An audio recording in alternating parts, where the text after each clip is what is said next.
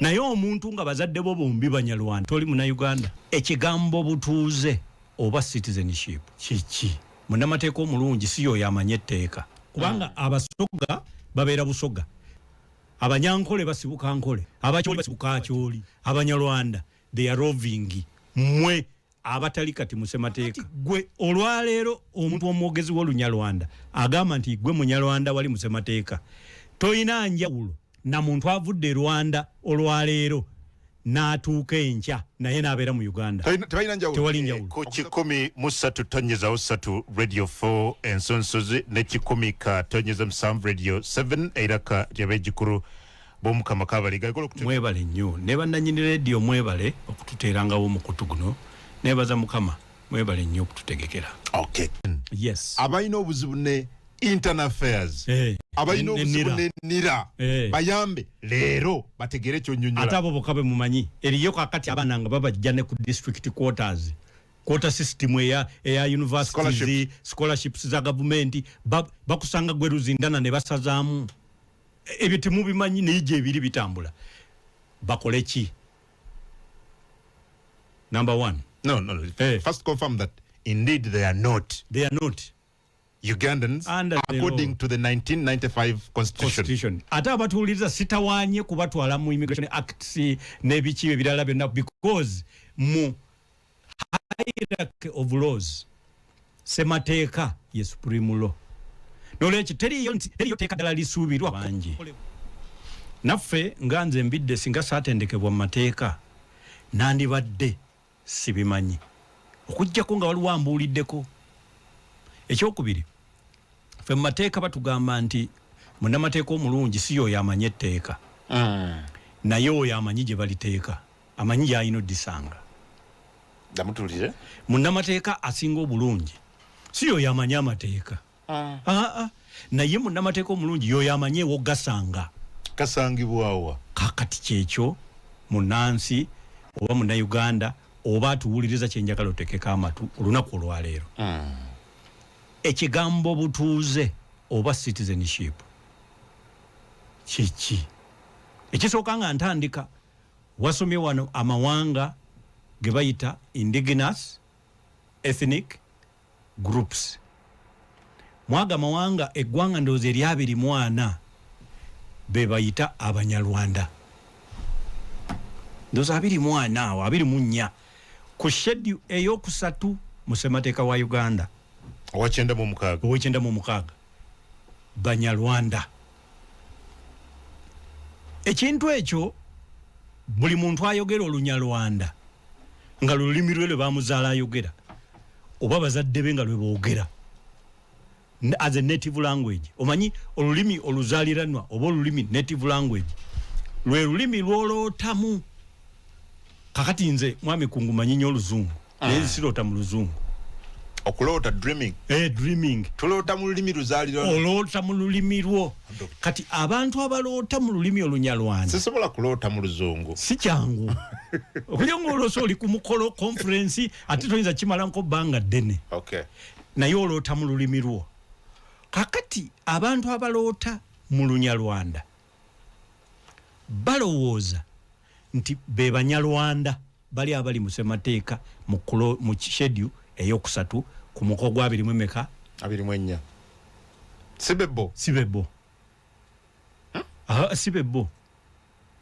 Abantu abateekebwa eri mu schedule oba ku muko oba ku kakookero mu ssemateeka. Schedule kibanga twandikiise oba kibanyi nga bw'obeera ne parliament ya Uganda eyo giraba. Ababaka batuula wansi. Abagenyi ab'enjawulo ne boba w'amaanyi nnyo otuula eri mu galale kye bayita ekibanyi. Era gye tutuula. Kakati ekibanyi eky'amawanga mwe muli eggwanga ery'abiri-mu-ennya lye bayita Abanyarwanda. Naye akawaayiro akoogera ku bannansi abazaale citizens of Uganda by birth ke kawaayiro namba 10. Akawaayiro namba 10 ssemateeka wa Uganda. Kagamba katya nkalina wano. Mbadde nkusaba okansomereko onyonyole tugende ku paati gye nnyonnyola obulungi. Okay. Article 10 The following persons are citizens of Uganda by birth. Abantu bano wamanga be bannansi ba Uganda abazaale. Every person born in Uganda buli muntu azaliddwa mu Uganda with at least one parent or grandparent ng'ayinayo muzaddewo omu oba jjajjaawe who is or was a member of one of the indigenous communities nga member kuba ekigambo member bakiganda wazi nga member oba yali member kitegeeza yali oyo jjajja obanga ono member yono omukulu owa indigenous community oba byebyo community ebizaaliranwa binansangwa listed in the third schedule bye baateeka mu kibanyi kiri ekyokusatu of the Constitution of the February 1st, 1926. Echa semateeka wa Uganda. Ekyolukumi mu lwenda abiri mu mukaaga. Abatuwuliriza ezo ennaku z'omwezi ziba ennaku z'omwezi ez'okusala ensalo ez'ebitundu ebyagabanibwa ab'enjawulo okugeza Abafalansa baagabana amawanga, Ababirigi baagabana amawanga, Bungereza yagabana amawanga. Kati Bungereza bwe yagabana ebitundu bino si mawanga ebitundu, kino ekitundu kya Uganda bakiyita protectorate area. Era ensalo ezisalawo kye baafuna nga bw'obeera n'ekyapa ky'ettaka gwe ensalo zo mw'osimba amayinja bo bali amayinja baagasimba 1926 mu mukaaga. Kakati waliwo ababuzaabuzibwa mwami Kungu nti ekisooka mu ssemateeka wa Uganda oli kasita yateekawo nti muzaddewo oba jjajjaawo ate ku kubanga yali memba we baakolera ensalo nga 1926 kitegeeza ne bw'abanga yali azze buzzi nga naye yajja dda 1900 before oyo tabeera memba. Membership kirala n'okujja kirala. Abatuwuliriza njagala muwulirize mutegeere abasajja abawandiika ssemateeka ono w''95 kye baabakola. N'olwekyo ekya 1926 bategeeza nti bwe baali basalaasala ensalo y'ekitundu ekyaweebwa Bungereza yo kye yeetuumira Uganda Protectorate mu 1926 ebitundu ebyasalibwa ku Rwanda Kingdom ne bikola zi district kati ze tumanyi zino zikabaale Kisoro Ntungamo abantu be baasalira ku ludda lw'eno be bannansi ba Uganda abazaale era be bazaala bannansi abazaale. Gwabeera ekibogga Gulu Masindi Fort Portal Kasese wano Buganda ludda wa Busoga naye ng'oyogera Lunyarwanda lw'olotamu toli muna Uganda. Bano abasajja baakujja mu ssemateeka wa Uganda. Mwami Kungu ekintu kino kizibu nnyo bw'oba okyogera kikaabya amaziga kubanga abantu aboogera Olunyarwanda baamala ebbanga nga balowooza be Banyarwanda abali mu ssemateeka. It's not true. Ejogera ku bano ku nsalo ziri ensalo era ebbanga lyonna bannamateeka ab'Abanyarwanda ababaki baamala ebbanga nga tebabibuulira bantu. Kakati gwe Omunyarwanda w'e Masaka Kiboga Ngoma Luddawa toli muna Uganda okujjako ng'omu ku bazadde bo oba ku bajjajjaabo kati nga ye Muganda Musoga Mukyoli Munyolo. Kakati ndowooza olaba akantu ako either of your parents oba grandparents born in or outside Uganda. By the way abantu mulina okutegeera edda nawulirako munnabyabufuzi omu ng'agamba nti Jeno Muhoozi Kainerugaba tasobola kwesimbawo kuba yazaalibwa Tanzania. Kakati oyo teyasoma ssemateeka. Ssemateeka ono agamba obeera citizen of Uganda by birth if you are born either in or outside Uganda. But when either of your parents bamzalira muno kiwedde so oli akirizibwa bulungi kakati gwe yazaalibwa wano nga tewali ku muzadde wo yenna agwa mu kiti ekya indigenous ethnic groups abava mu district eziri ku nsalo oba basoga baki aba district ezirina we zisibuka we bamanyi toli muna Uganda kakati bwe buzibu we buli doctor ekireeta ekyo doctor esebo save my ignorance mbadde ndowooza nti Abanyarwanda abajja emyaka mingi nnyo emabega ne bazaala abaana abaana nabo ne bazaala ng'omwana ali wano talina kyamanyi ku ggwanga lya Rwanda talinayo ttaka talinayo mukwano gwe tagendanga nayo tanasubiri gendayo nga jjajjaawe ye yava e Rwanda oba jjajja wa jjajjaawe ye yava e Rwanda najja mu Uganda ne bazaala omwana ye n'azaala mbadde ndoza nti bano automatically bana Uganda bwe kyandibadde naye abaakola ssemateeka w'ekyenda mu 95 mwana wattu baabajjamu nja kuteeka wawe tugambira nti baabajjamu bujja kubanga bw'oba otunuulira ssemateeka wa Uganda ow'ekyenda mu 5 yali tateekawo nsi mpya n'olwekyo mu bintu bye bataayinako kukola discussion oba debate baali tebasobola ku debatinga oba kusalawo ku nsalo za Uganda baali tebayinza kwongerako bakendeeza ekyokubiri baali tebasobola kusalawo butuuze bunnansi bwa Uganda so butuuze omunnansi wa Uganda omuzaale baali tebasobola musalawo baali basobola okusalawo ku muwandiike a citizen by registration kubanga bibeera decisions of state naye kino eky'omuntu eyazaalibwa mu Uganda nga yamaze n'okulonda n'ofuuka si a delegate tosobola kutuula mu constituency assembly n'otandika okusalawo nti takyali munna Uganda baakola ensobi nnene naye baakimala kakanzija baakola ensobi nnene naye baakimala era ky'obuuza kyonna Honorable Dr. Fred Mukasa Mbidde on the controversial issue eya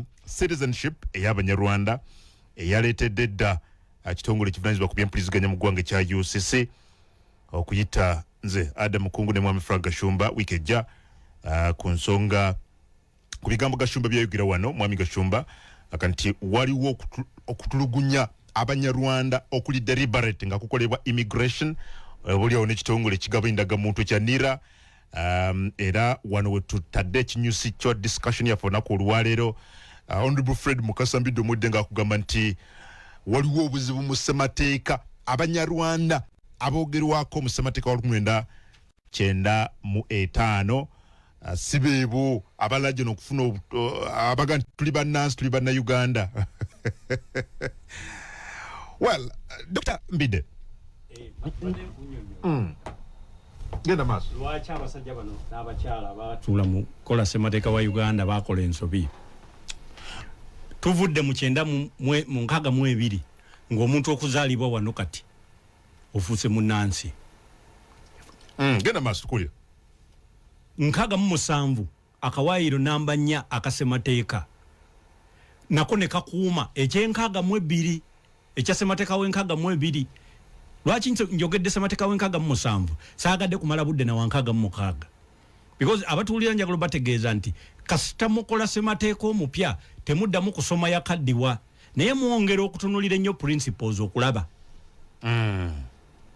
kakati 67 article 4 nayo neeyongera okukakasa nti bw'ozaalibwa wano ekyamazima okuva ku independence gye twafuna obeera munnaki Uganda kasitoba ng'ozaaliddwa abantu abaali bafuuse banna Uganda independence bwe yakola ki we yakolebwa nga 8 ekiro ku ssaawa 6 n'eddakiika 1 ndozezwa mwenda so n'olwekyo tujja abantu abo abaazaalibwa abamu nno baatuuka ne batuula ne mu ssemateeka w'eggwanga gye bayita Constitutional Assembly lukiiko olwakola ssemateeka wa Uganda baatuulamu kakati bwe baatuulamu ne batandika okukola ssemateeka bo ne bakola ate akawaayiro namba 10 ne bateekawo standard eya ethnicity ne 1926 threshold.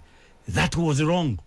Ethnicity? Yes, and 1926 threshold over cut-off point ne batandika okukola membership ya indigenous ethnic groups ebyo mwabijjawa tebibeerangako mu ssemateeka wa Uganda okuva ng'ensi ya Uganda etandikibwawo mwakijjawa kyali kikyamu era kiteekwa okuggibwawo mu ngeri zenjo okubabuulira gye tusembera.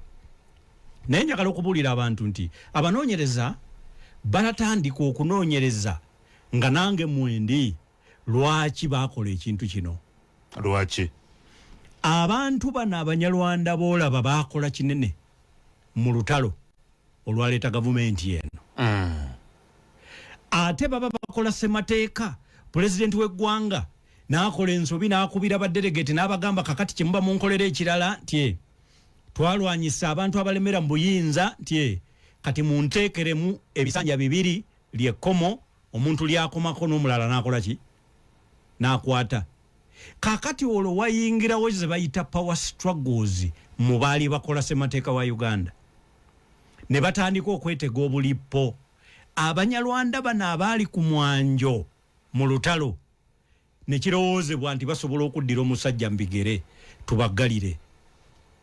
Waliwo endowooza eyo abatuwuliriza abaali mu bukiiko obukola ssemateeka tubasibire ebbali, tusibire bano abantu ebbali tuyitewo.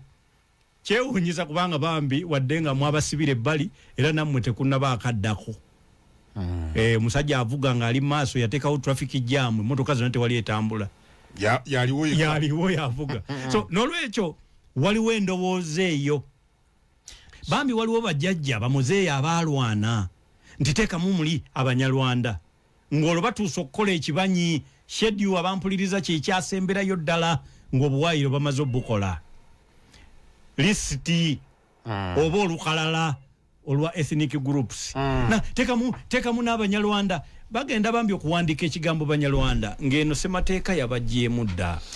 So therefore Dr. otugamba nti Abanyarwanda abatagwa mu category gy'oyogeddeko abalina national ID, abalina passport, yes, abalunda abazze balunda emyaka gyonna bakikola mu bumenyi bw'amateeka, abayina ettaka lya mayiro yongerako ebirala bye bayina nga oyina ettaka lya mayiro ng'oyina liizi esukka 99 ng'oli memba wa saako ng'oli public servant ng'ogenda mu myoga ng'ogenda mu parish development model ng'osomera ku nsimbi za gavumenti, ebyo byonna tolina kubibeerako. Ye bagenda kubikujjako after all this long. Yes, kubanga ate kati tugenda mu renewal eya national IDs. Omanyi ze passport sizitunulako nnyo kubanga abantu abamu bazitunuulidde ne baagala okulaga nti buli Munyarwanda ayagala kutambula, ekitali kituufu. Naye njagala okwate ku mulunzi w'ente ng'ettaka kwalundira lya kyapa ng'etteeka lya Uganda terikkiriza atali munnansi kubeera na Mailoland. So ekyamazima practically bano bannansi bano Uganda bawedde emirimu naye ssemateeka gwe tutambulirako wagenda mwetaano obutuuze buno n'obuna Uganda bwabwe yabubajjako. Era kati singa kubanga renewal enaatera okutandika esuubira okukoma mu mwezi ogw'omunaana omwaka ogujja, singa ogwo omwezi guggwako nga gwe buli kyobadde nakyo bakikuggyeko nti wakifuna mu bukyamu, kitegeeza loole yonna ne baasi by'otandika okuwulira ewaka biba bikunonye okuzzaayo gye wava naye nga tomanyiiyo. Eyakatugattako Dr. muddiremu briefly lwaki Abanyarwanda aboogerwako mu ssemateeka ono? Because mu ssemateeka erimu ku mawanga agoogerwako Banyarwanda. So lwaki ogati Abanyarwanda bano aboogerwako sibe bano abangi be tulaba? Why? Just in the summary. Kubanga omuntu yenna ayogerwako ethnic group gye bayita indigenous eyina okuba nga yali indigenous by 1926. Bano abantu boyogerako bonna bajjajja baabwe bajja buzi, abamu bajja 1911. Okay, kale okujja okutuufu mbyawandiikibwa kuli 1925, abamu bajja nga bazze kukola mirimu lebarazi paka mu 1930, abalala ne bajja olw'ebyobufuzi ebikyamu ebyali nga e Rwanda paka ku 1959. Abo bonna bano kana akawaayiro kana akapya akateekawo standard ya ethnicity era ne 1926 kabagoba mu Uganda nga bannansi abazaale. Kakati ne kabafuula ba alien. Alien kitegeeza nga toli munna-Uganda, nga gwe okufuuka munna-Uganda osaba obutuuze bwe oba obunnansi bwe bayita naturalization. Kyova olaba nga mbawulira nga babibagamba babikole. Kubanga bagenda abamu ku baana amaloboozi g'empulidde bwe bagenda ku immigration nga bagala okufuna passports baga nti mu naturalizing mufuuke abannansi by naturalization. Abatuwuliriza ekyo si kyammwe. Abanyarwanda naturalization si yammwe, kubanga naturalization kitegeeza olina obutuuze bw'owaayo. You denounce another citizenship to adopt the Ugandan citizenship.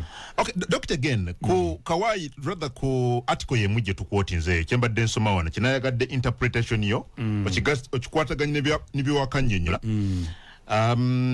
Citizenship by birth under Article 10 wano egamba being born in Uganda alone does not automatically qualify a person for this category of citizenship. Yes. I thought being born automatically gives you that. It should. So that was a departure from the perpetuity nature of citizenship by birth for Ugandans. Munna-Uganda batuuka ekiseera ne batuula ate ne basalawo nti si munna-Uganda. Tebaali tebalina buyinza obwo. Basi ederegate temwali na buyinza bukola Uganda mpya yadde okusalawo banna-Uganda abazaala abapya. Mwali n'obuyinza okukola amateeka agatambuza Uganda eteredde, sempya eteereddwawo. Kuba temwakola Uganda. Okay. Doctor, kakati then yamba batuwuliriza. Abatuwuliriza. Ku solution. Then yamba na Uganda batuwuliriza. Abanyarwanda benzikiza nti banna-Uganda nze wadde semateeka okusinza kunyonyola ku ayogera kirala. Ayogera kirala, yes. Bayambe abalina obuzibu ne immigration. Yes. Abalina obuzibu ne internal affairs. Abalina obuzibu ne nira. Bayambe leero bategere kyonyonyola. Ate abo bokabe mumanyi. Eriyo kakati abaana nga babajja ne ku district quarters. Quota system ya universities, scholarships za government bakusanga gwe ruzindana ne basazaamu. Ebyo temubimanyi n'ije ebiri bitambula. Bakole ki? Number one. No. First confirm that indeed they are not. They are not Ugandans according to the 1995 constitution. Ate abatuwuliriza sitawaanye kubatwala mu Immigration Acts n'ebiki ebirala byonna because mu hierarchy of laws semateeka ye supreme law. Nolwekyo teriyo teeka ddala lisuubirwa kukolebwa ne liteekebwa mu nkola nga liina ke likontana nako mu semateeka w'eggwanga. So sitawaanye batwala eyo naye lwe mwagala batwala tujja batwalayo.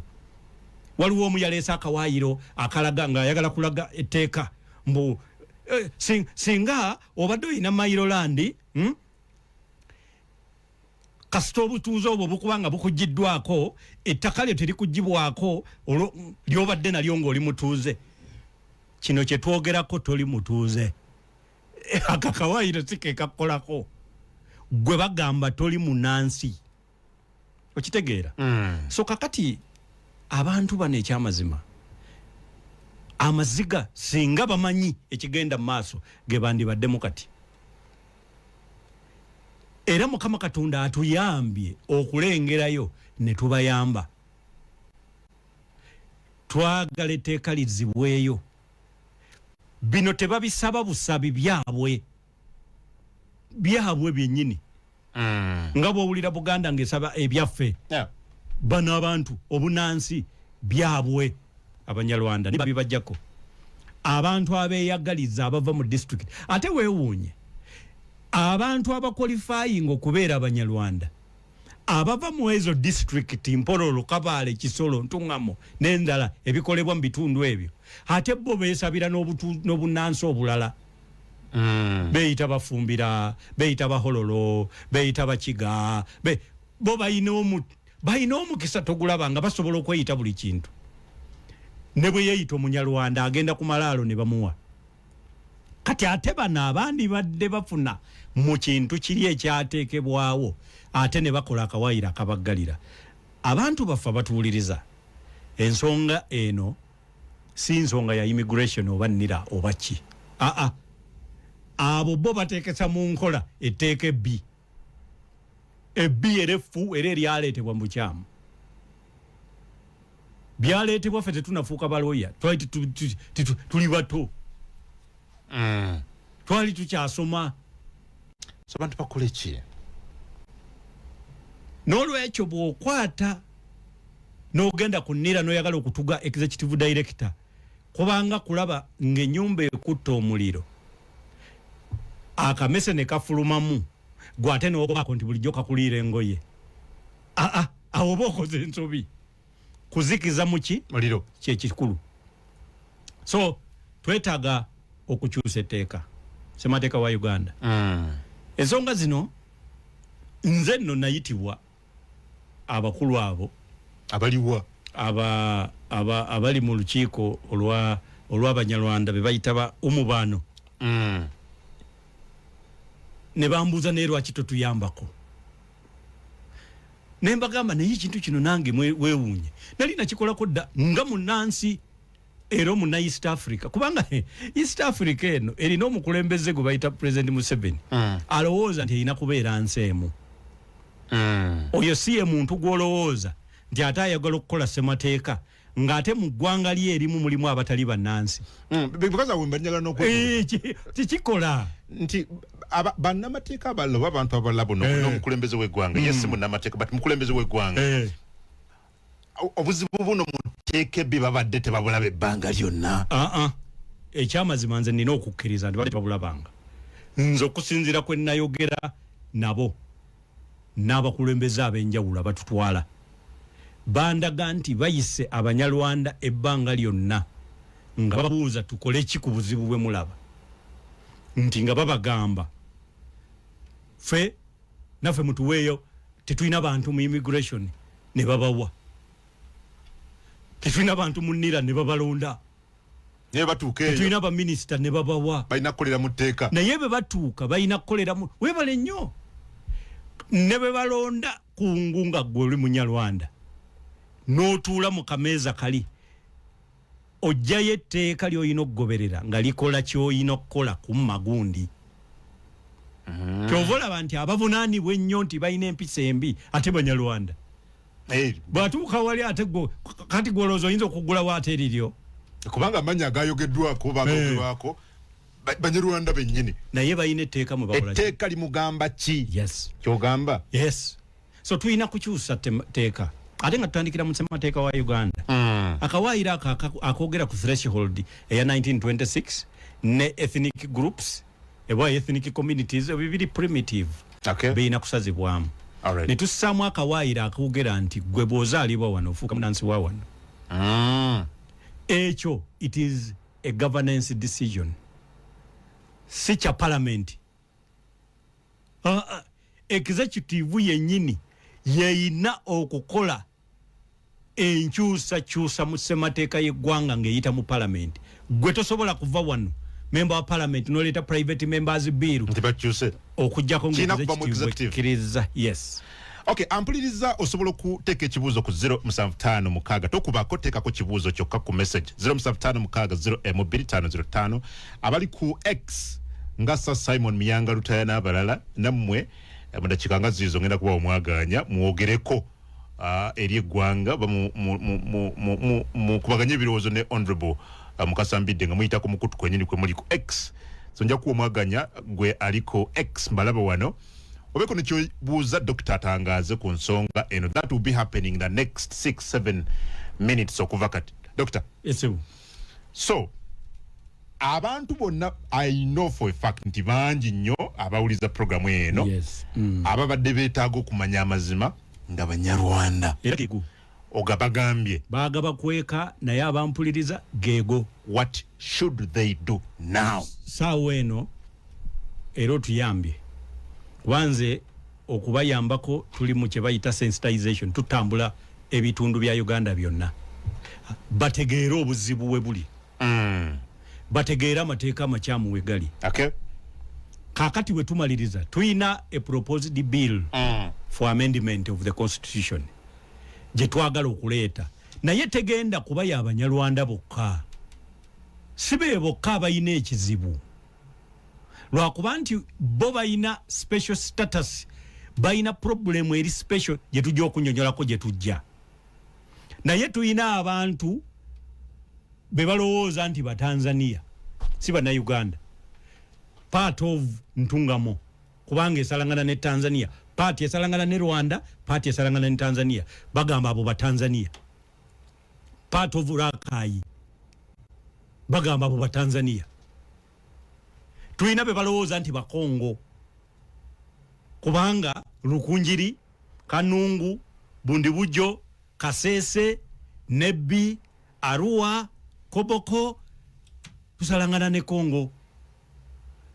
So kisoboka okubanga mu family emu mulimu Abakongo n'Abannayuganda. Twabeerako ne Agrawoli nga ye wano minister mu Uganda nga muganda we vice president e Kenya. Kitegeeza ab'olujja lumu abazungu baasalawo ne bakolamu ensi bbiri.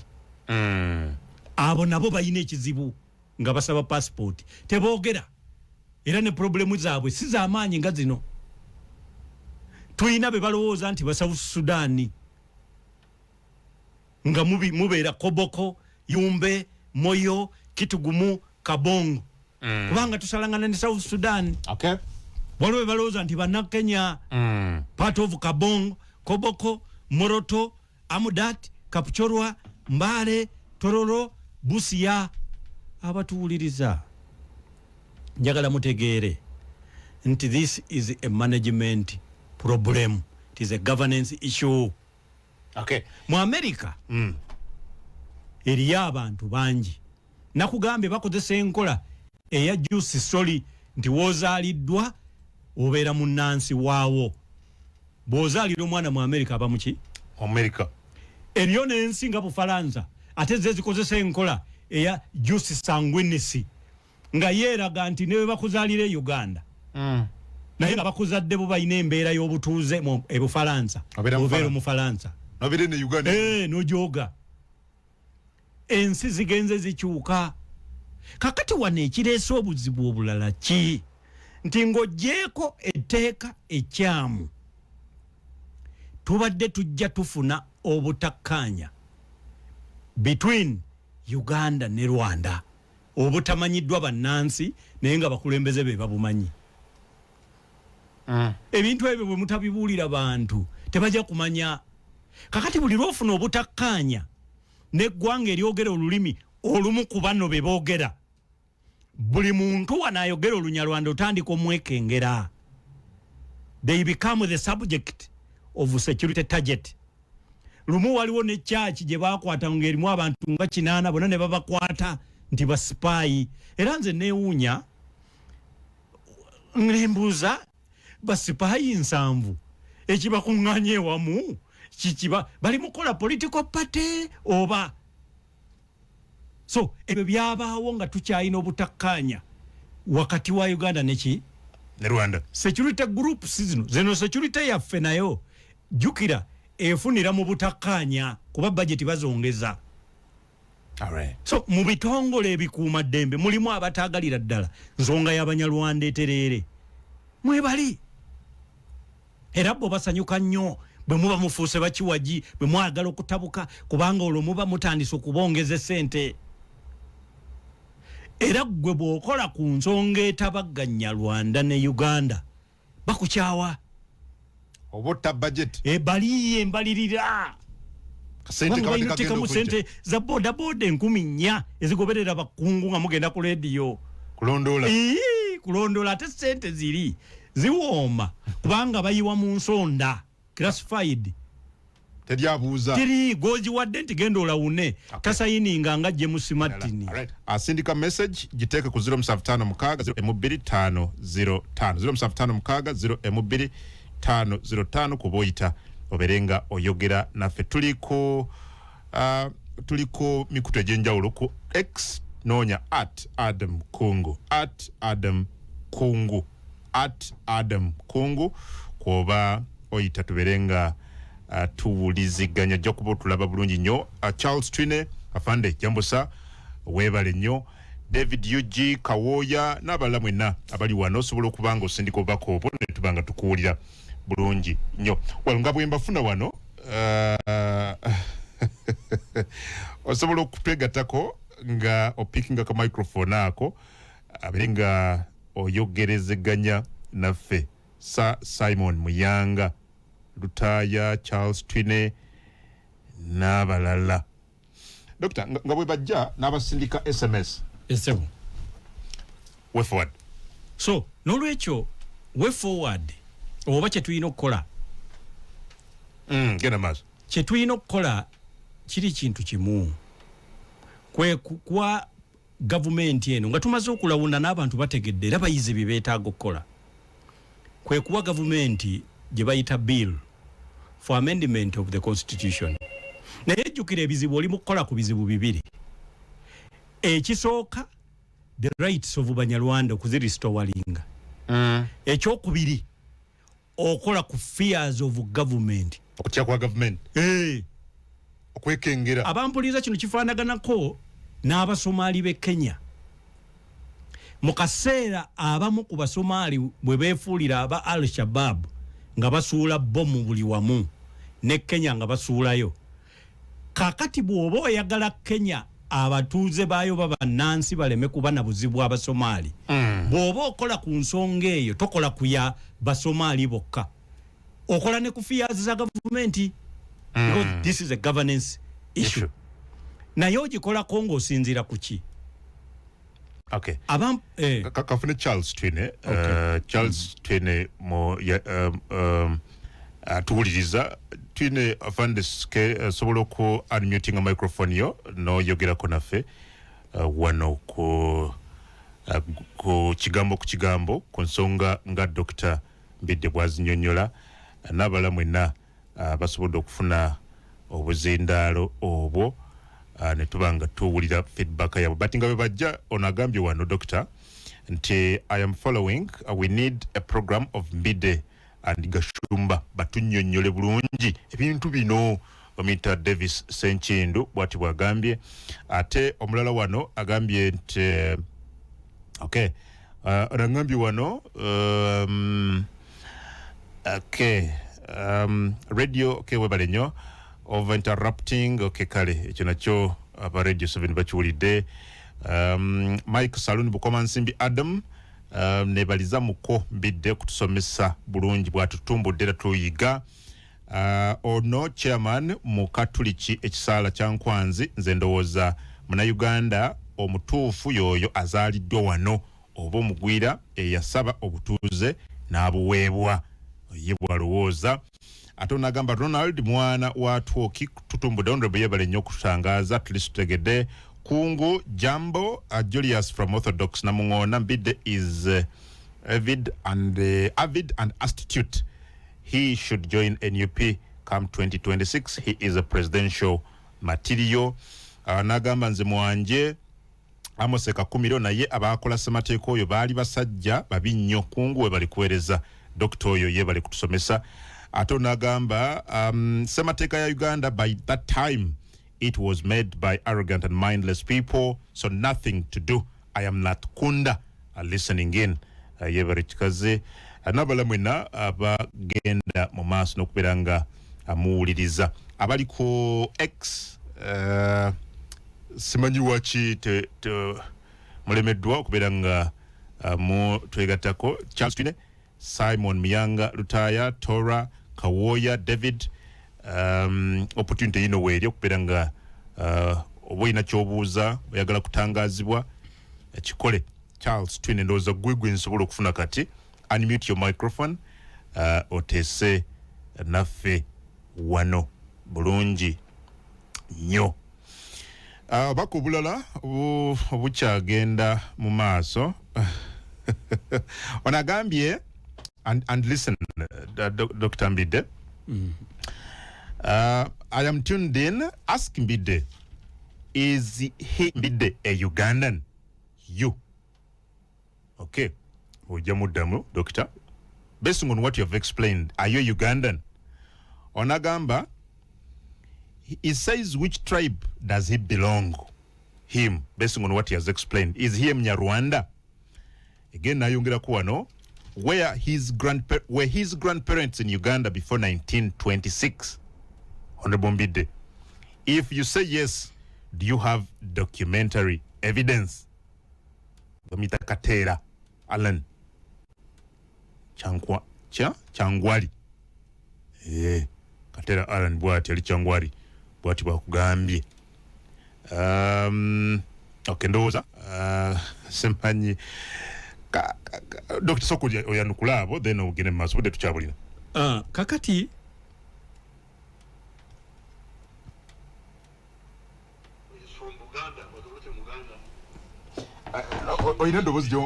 okay. Katulabe.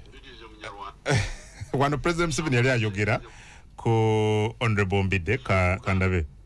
Somebody who says he's a Muganda but he's not but he's from Uganda but not a Muganda.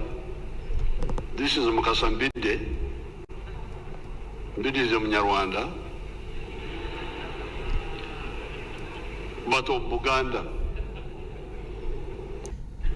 Somebody who says he's a Muganda but he's not but he's from Uganda but not a Muganda. This is Mukasa Mbidde. Mbidde is a Mnyarwanda. Okay. Oyo President Museveni nga ayogera ko Honorable Mukasa Mbidde.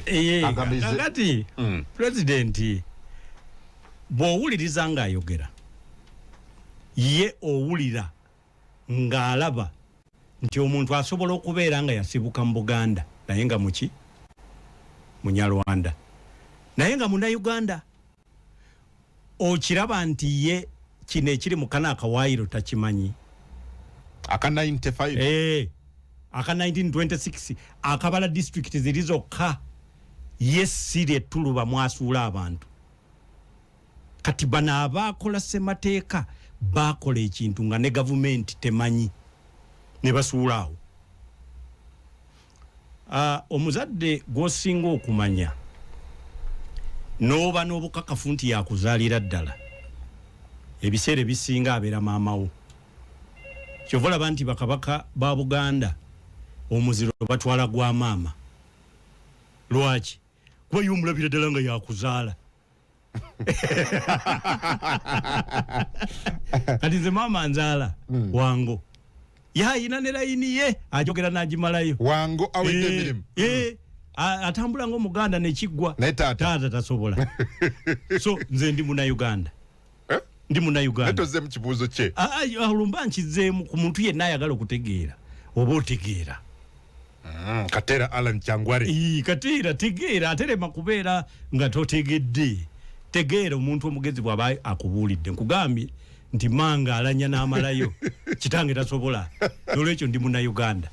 Kubanga akawaayiro kakugambye either of your parents must have been a member of an indigenous tribe community. So mama wange Muganda tuku Muganda wawu bikisibyawula bulungi ne wawa no muzirango. So nolwekyo njagala abantu bange mutegeere ensonga zino zirina okukolebwako. Nze sina buzibu na kufuna passport yadde abaana benzaala. Simply because of that. Naye omuntu nga bazadde bo bombi Banyarwanda ate mbawulira wana abantu nga babyogera maama ne taata Banyarwanda toli Munnayuganda. Okay. So etteeka lino okukola ku bintu bino wammanga nga tumaze okukyusa ssemateeka oli kakati what should government do to amend the immigration laws?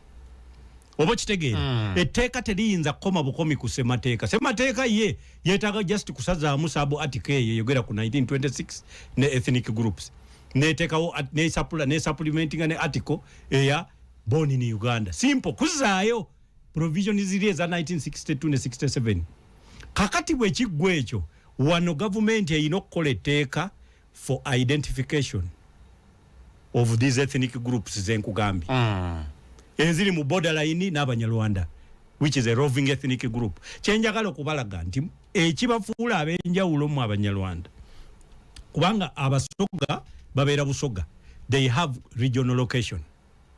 Abanyankole basibuka Nkole, abakyoli basibuka Akyoli, n'abalango bwe batyo. Abanyarwanda they are roving.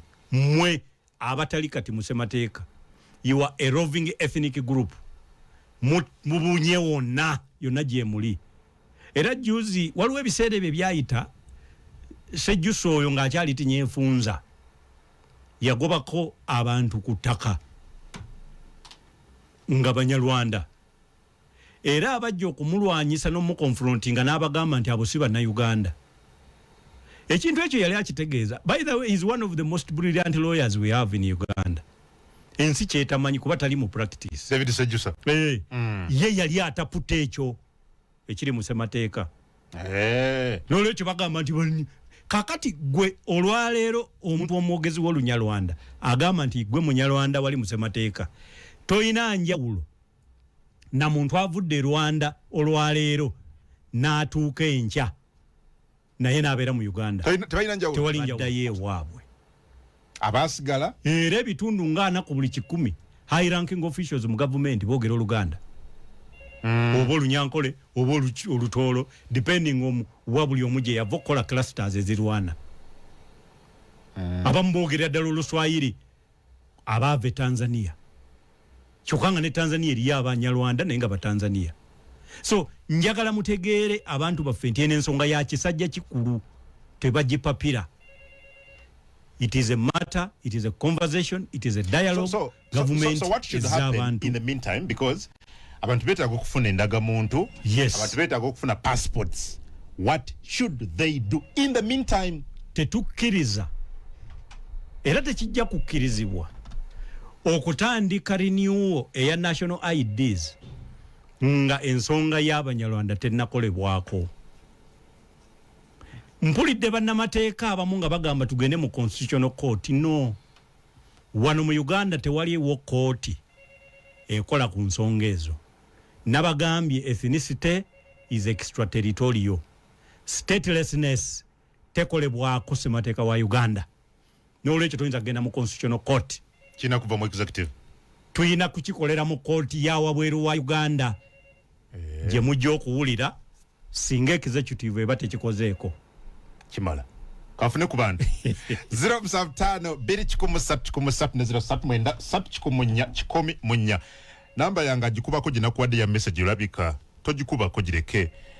Namba esimbe kinanda mu bito gwa kuba tokuba. Anayinga abali ku mukutu gwa X osobola okutwegattako nga otesa naffe nkusindikidde Charles Twine, Sir Simon Miyanga Lutaya, kimwina okukola kyokka ku acceptinga ne mu unmutinga microphone zamwe ne tubeera nga tubawulira bulungi nnyo. Studio lines nazo nziguddewo. SMS line ya 075 kansoke eranja bulijja bulemu wano. Dr. Mbidde aberenga ayongera okwanukula abantu muli bangi nnyo funa feedback wano mpitirivu nnyo olunaku olwaleero. Onagambye it is essential for government to implement strict registration processes and monitoring to mitigate some security risks like espionage.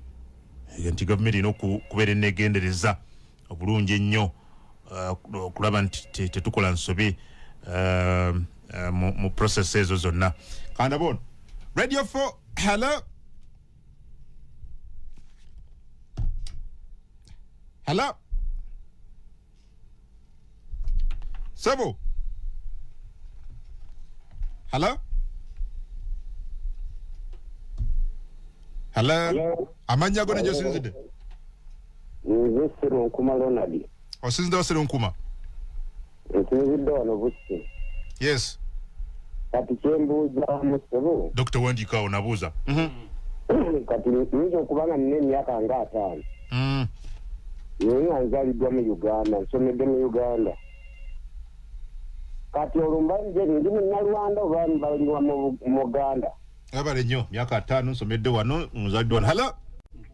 Mwami Adam Kungu. Konsonso zikoli. Kulamusiza. Ese buno gamba ki? Zerubogo Charles okuva Buwenge mu Idinda district. Oh babo okubuti okuva Idinda. Baba ndi bulungi muri clear bulungi eno. Okirungi. Kati ndi kwenda obuuza mwamu Mukasa Mbidde oyo. Yali member of parliament mu East Africa. Kati nga bali member of East Africa ate nga abintu mwali mu bimanyeefu. Omwaja mu East Africa kike mwakola okubanga ekyo libanga likolebwa ku bukali kwa tutendidi ku Mwami Adamu nga iwansira ko okutegeera. Parliament East Africa tesinga ku ene ya Uganda obukulu okubanga eri ku waigulu okuba ko waigulu ngeri ko esinga ko ya Uganda obukulu ya East Africa. Okay. Abale ino baba bakola wochi bwe bali mu parliament ya East Africa ekino kyo kiguse Muganda wange. Consensus. Hello. Sebo. Kigambo ku kigambo kwoli. Sebo we bale. Sebo. Muliga tekabembe kalanga lene waka busu honorable. Yes. Kanso yo mwaniriza.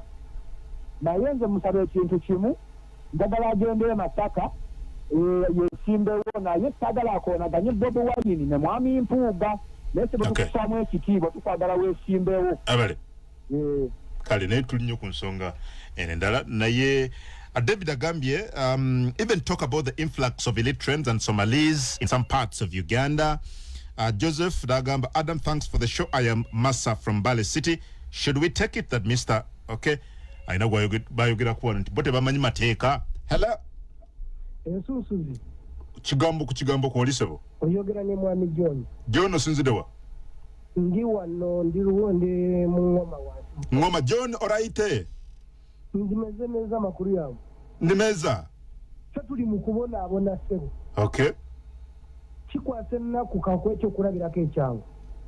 Nina muganda wange gwenzirako omulundi ogwokusatu. Awezezza emyaka 3 nga alina passport ya Uganda. Yakamalako passport 3. Bwe yagenzeyo bagikutte eyiye. Alina amanya maganda mu kuyena ebirala. Bino ebintu bw'obitunuulira nti Uganda ekula. Onoonya byekulamu ne byekugukamu n'abasomi baayo ne bye basomye. Katobitegeera. Okay. Abale nyusebo.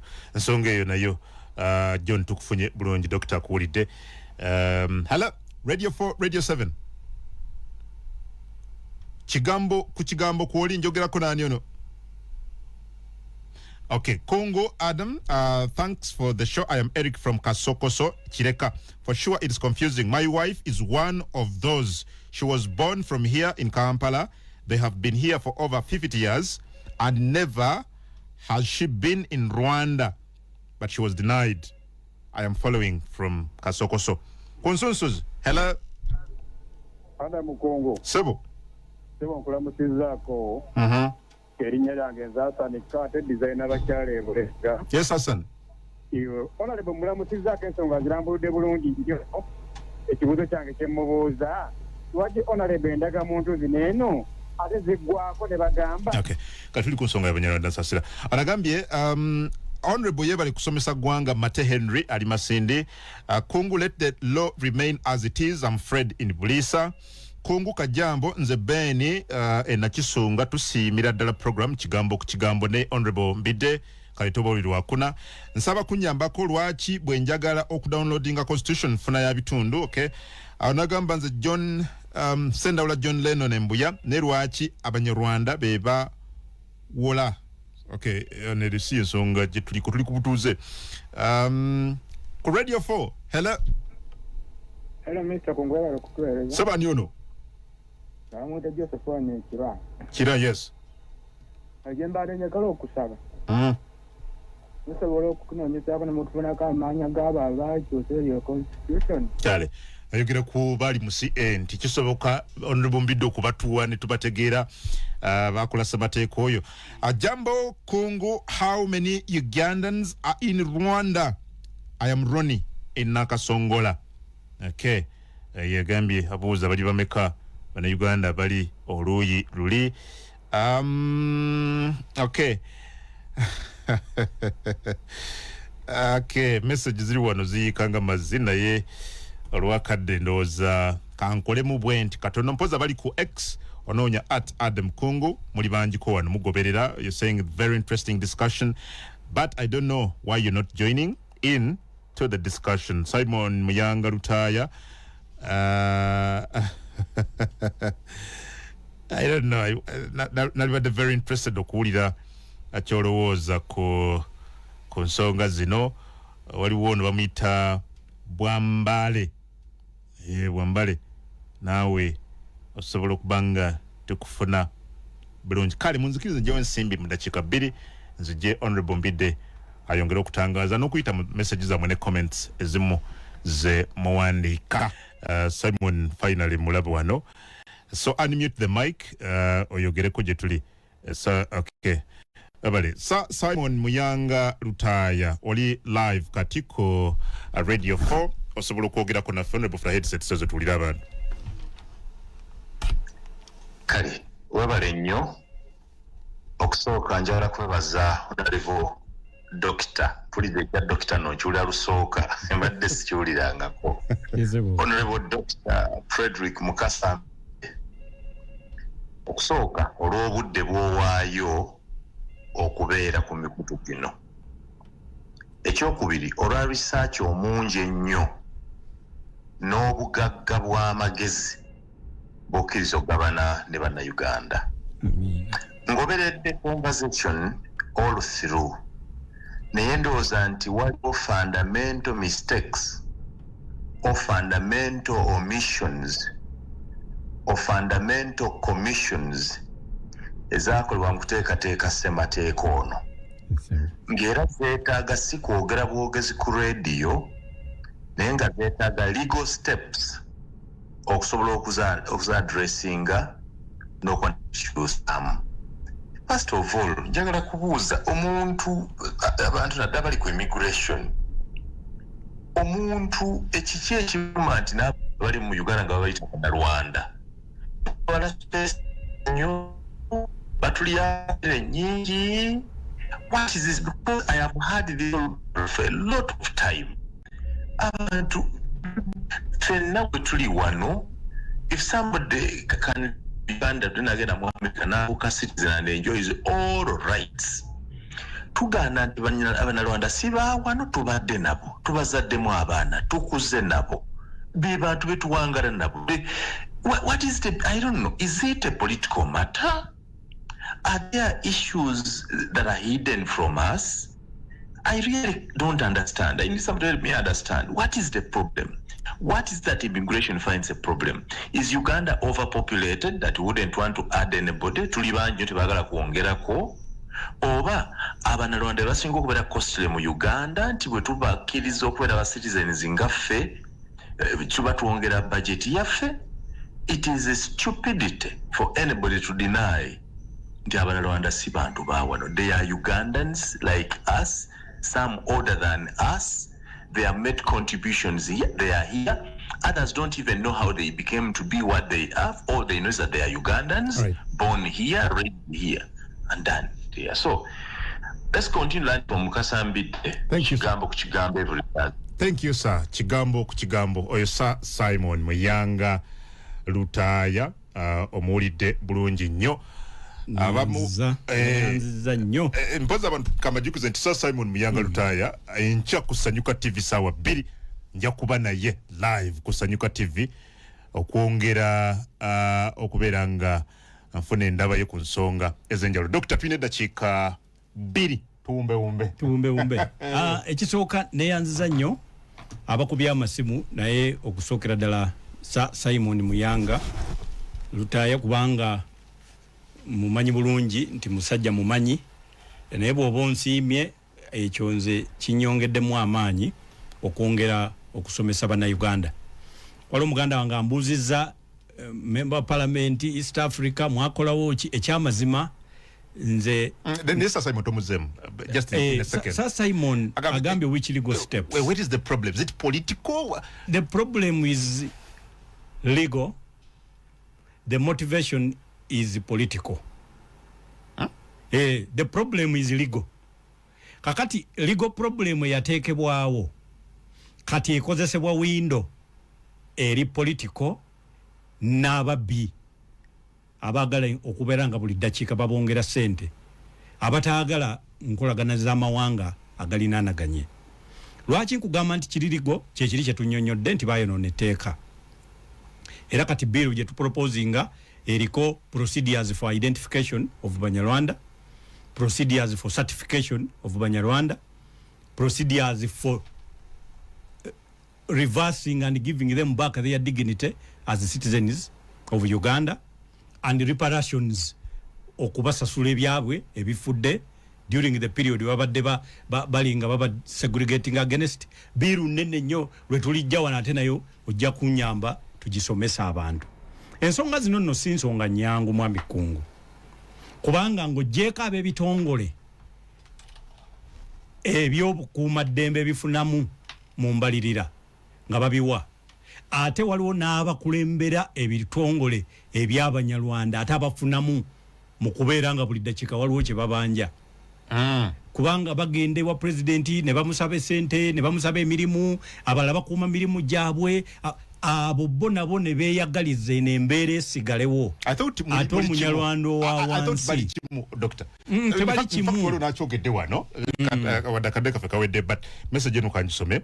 Onagambye wano ndowooza naye y'omu ku Banyarwanda babagawanga ly'Abanyarwanda agambye, I thought right now we are one community, so let whoever wants to go to other countries within the region for free. Thanks for the program. Bamuyita Richard Irumba oyo bwati bwagambye. Kakati oyo yekyalowooza alowooza nti abantu bonna mu Uganda tebabonaabona, naye ekituleese wano waliwo ababonaabona. True. Kati ye yeyisizza nga kikere ekibeera mu nsuwa ne kirowooza nti obunene bw'eggulu bwenkana n'obunene bw'omumwa gw'ensuwa olw'okuba kiri mu nsuwa. Kakati oyo ye waali waalaba, naye bamala jjaasa ne kirooka kitegeera nti eggulu kintu kinene nnyo bulijjo. Tukomye wano Dr. Tusibule. N'olwekyo abatuwuliriza lwaki tebasobola abantu bonna kubeera mu gurupu emu, kuba Abanyarwanda bangi. N'ebika bya Buganda nabyo bisukka mu 50, naye tekikyawula bumu. Abantu bonna basobola okubeera mu bintu ebyenjawulo. There is no problem. Olaba n'enkima zonna tezisobola kubeera ku ttabirimu. Ate abantu naye mulina okuba ne focus ki emu. Mission erina kubeera emu, mulyoke mutambule mubeere bulungi mu ggwanga. Tukweyanziza. Nkoze omulimu kubanga nagusomerera. Era ngwagala nnyo. Tujja kwongera okulondoola ensonga eno. Guno gwe nkoze olwaleero ntera gukolera nsimbi, kuba nze nkulira ekitongole ekya Mbidde and Company Advocates. Ngukoze ku bwereere kubanga njagala nnyo ensi yange.